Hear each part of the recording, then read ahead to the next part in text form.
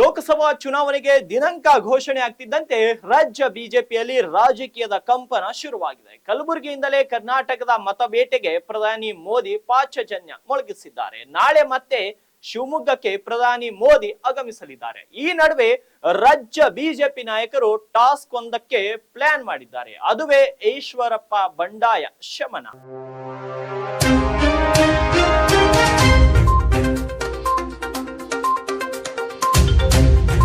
ಲೋಕಸಭಾ ಚುನಾವಣೆಗೆ ಪ್ರಧಾನಿ ಮೋದಿ ಖರ್ಗೆ ತವರಿನಿಂದಲೇ ಮತ್ತೊಮ್ಮೆ ಪ್ರಧಾನಿ ಗದ್ದುಗೇರಲು ಪಾಂಚಜನ್ಯ ಮೊಳಗಿಸಿದ್ದಾರೆ. ನಿನ್ನೆ ಕಲಬುರಗಿಯಲ್ಲಿ ಬೃಹತ್ ಸಮಾವೇಶ ಮಾಡಿದ ಮೋದಿ ಮತ್ತೆ ನಾಳೆ ಶಿವಮೊಗ್ಗಕ್ಕೆ ರೀ ಎಂಟ್ರಿ ಕೊಡಲಿದ್ದಾರೆ. ಮೋದಿ ಆಗಮನ ಹಿನ್ನೆಲೆ ಶಿವಮೊಗ್ಗದ ಅಲ್ಲಂ ಪ್ರಭು ಫ್ರೀಡಂ ಪಾರ್ಕ್ ನಲ್ಲಿ ಬೃಹತ್ ವೇದಿಕೆ ಸಜ್ಜಾಗಿದೆ. ಮೋದಿ ಕಾರ್ಯಕ್ರಮದ ವೇದಿಕೆಯನ್ನು ಬಿಎಸ್ವೈ ಪುತ್ರ ರಾಘವೇಂದ್ರ ಜೊತೆ ತೆರಳಿ ಮಾಜಿ ಸಿಎಂ ಬಿಎಸ್ ಯಡಿಯೂರಪ್ಪ ಸಿದ್ಧತೆಯನ್ನ ವೀಕ್ಷಿಸಿದ್ದಾರೆ.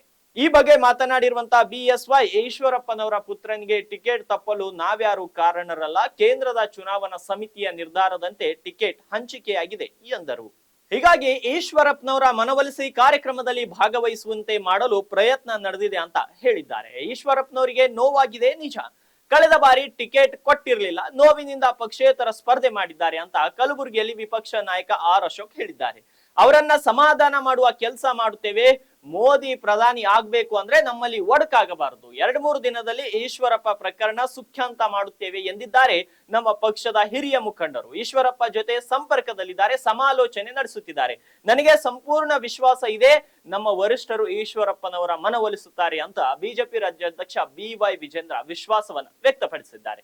ಒಟ್ಟಾರೆ ಲೋಕಸಭಾ ಚುನಾವಣೆ ಹಿನ್ನೆಲೆ ಪ್ರಧಾನಿ ಮೋದಿ ದಕ್ಷಿಣ ದಂಡಯಾತ್ರೆ ಕೈಗೊಂಡಿದ್ದಾರೆ. ಇದೇ ಸಮಯದಲ್ಲಿ ಈಶ್ವರಪ್ಪ ಬಂಡಾಯದ ಶಮನಕ್ಕೆ ರಾಜ್ಯ ಕಮಲಾಧಿಪತಿಗಳು ಸರ್ಕಸ್ ಮಾಡ್ತಿದ್ದಾರೆ.